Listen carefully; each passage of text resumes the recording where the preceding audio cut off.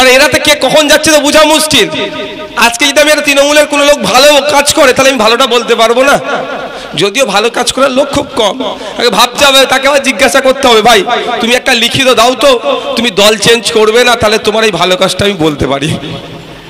কারণ এরা কে কখন কোথায় আছে বোঝা মুশকিল, বোঝা মুশকিল। আপনার এলাকার এমপি কোন দলের ভাই, কোন দলের? তৃণমূলের হয়ে টিকিটে জিতেছেন, বিজেপিতে আছে, কত ভালো সম্পর্ক। ওখানে তৃণমূলে কিন্তু ইনার বিরুদ্ধে, আমার যতটুকু জানা আছে। যদি সাংবাদিক বন্ধুরা জেনে থাকেন আমাকে বলবেন, আমি রেকটিফাই করে নেব। এখন কিন্তু সদস্যপদ বাতিলের জন্য তৃণমূল কোনো অ্যাপ্লিকেশন করেনি, ভাবতে পেরেছেন? আর আমাদের মধ্যে তুই হিন্দু, তুই মুসলমান, তুই খ্রিস্টান, তুই জৈন, এইটা লাগিয়ে দেওয়া হচ্ছে। ওনারা উপরতলায় সব এসি ঘরে বসে হাওয়া খাচ্ছেন, আর আমরা চায়ের দোকানে বসে তৃণমূল সিপিএম এর সিপিএম, বিজেপির বিজেপি এর ওর মাথা ফাটাফাটি করে কেস খাচ্ছি, জেলে যাচ্ছি, কোর্টে গিয়ে জামিন নিচ্ছি। এটা আমাদের মধ্যে হচ্ছে।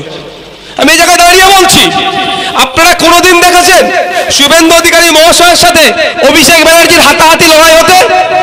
একটু বলবেন আপনারা, জোরে বলুন, দেখেছেন? কোনোদিন দেখেছেন সুজন চক্রবর্তীর সাথে মমতা ব্যানার্জির হাতাহাতি লড়াই হতে? কোনোদিন বিমান বাবুর সাথে আপনার দিলীপ ঘোষের লড়াই হতে?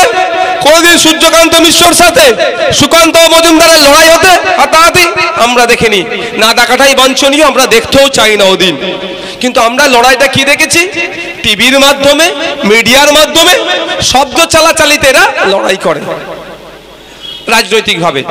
তো আমার প্রশ্ন এখানে, নন্দীগ্রাম বাস স্ট্যান্ডে মাইকের আওয়াজ অনেক দূরে যাচ্ছে, তৃণমূলের বন্ধুরা এখানে বক্তব্য শুনছে, বিজেপির যারা আছেন তারাও বক্তব্য শুনছেন, সিপিএম এর লোক যারা আছে তারাও শুনছেন, আইএসএফ এর কর্মী সমর্থক তো কানে শুনতেই পাচ্ছেন। আপনারা বলুন, সব দলের আমি বুথ স্তরের নেতাদেরকে বলছি, আপনাদের কি চর্বি বেশি নাকি ভাই? খারাপ লাগলো চর্বি শব্দটা ব্যবহার করেছি বলে? আপনাদের কি চর্বি বেশি? আপনাদের বড় বড় নেতারা এসি ঘরে বসে এক জায়গায় চা খাচ্ছে, তাতে কোনো সমস্যা হচ্ছে না, আর যত সমস্যা এই নন্দীগ্রামের বুথ স্তরেই কেন হচ্ছে? তাই সকলকে বলছি, সজাগ থাকুন, সতর্ক থাকুন।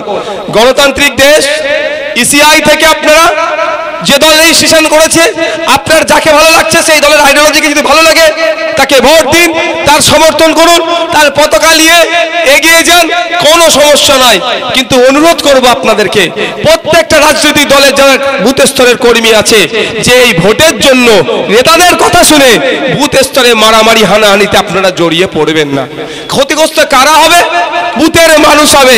আর কলকাতা শহর থেকে এসে বছরে একবার করে মালা দিয়ে চলে যাবে। যার বাড়ির সন্তান গেল, যার ছেলে গেল, যার পিতা গেল, যার বাপ গেল, যার স্বামী গেল, তারাই বুঝতে পারছে প্রথম তো বিচার এখনো পালো না, 12 বছর অতিবাহিত হয়ে গেল, তার পরিবারগুলো কিভাবে চলছে। কলকাতার বাবুরা কিন্তু খোঁজ নেয় না, বছরে একবার করে আসে, আবার মালা দিয়া তো রেসারেসি চলছে। খারাপ লাগছে, অনেকে লাগতেই পারে ভাই, আমি এই ধরনের কথা বলি। আমার বন্ধুও কেউ নয়, কেউ দুশ্মনও নয়, আমার সাথে রাজনীতির লড়াই লড়ে যাব। ব্যক্তিগত আমার 2 বিঘে কেউ জমিও নিয়ে নেয়নি, না শুভেন্দু অধিকারী আমার মহাশয় 2 বিঘে জমি নিয়েছে, না মমতা ব্যানার্জি মহাশয় আমার ব্যক্তিগত 2 বিঘে জমি নিয়েছে।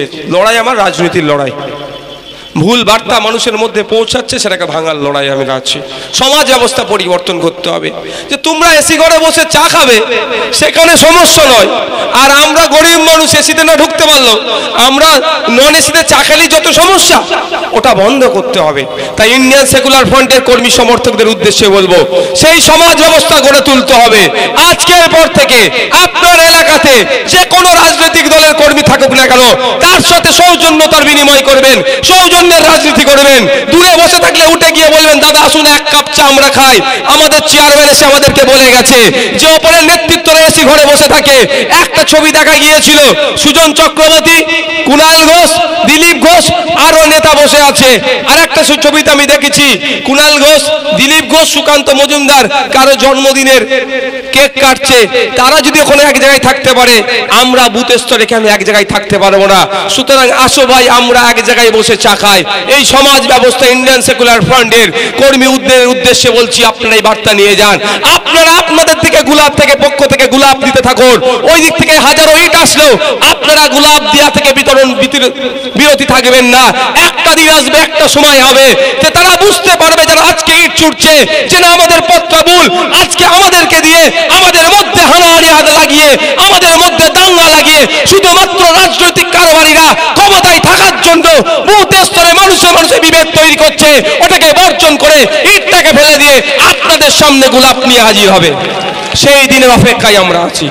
তার জন্য অনেক স্যাক্রিফাইস করতে হবে। আজকে স্বাধীনতা সংগ্রামীদের ভূমি, বিপ্লবীদের ভূমি মেদিনীপুরের শহরের আপনারা ইতিহাস জানেন।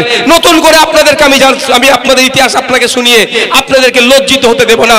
শুধু একটা কথাই বলবো, কিন্তু বিপ্লব যে সংগঠিত হয়েছিল একদিনে হয়নি। ব্রিটিশকে যে বিতাড়িত করা হয়েছিল একদিনে সম্ভব হয়নি। প্রায় 200 বছর ধরে মেদিনীপুরের মানুষ, পাঞ্জাবের মানুষ, হরিয়ানার মানুষ, রাজ্যের দেশের বিভিন্ন প্রান্তের মানুষ লড়াই করেছিল। তারপরে ব্রিটিশদেরকে পরাজিত করে দেশ স্বাধীন হয়েছিল। তো কালকে আপনি সেই সমাজ ব্যবস্থা পেয়ে যাবেন না, কিন্তু আপনাকে আমাকে লেগে থাকতে হবে, ওই সমাজ ব্যবস্থা গড়ে তুলতে হবে। কলকাতার বাবুরা যে ধরনের অন্য রাজনৈতিক দলের সাথে, তার নেতাদের সাথে আচরণ করে, কেন নন্দীগ্রামে বুথ স্তরে ওই আচরণ, ওই সৌজন্যতা হবে না? এই প্রশ্ন সময় বুথ স্তরের মানুষের কাছে আপনারা ছুড়ে দেবেন।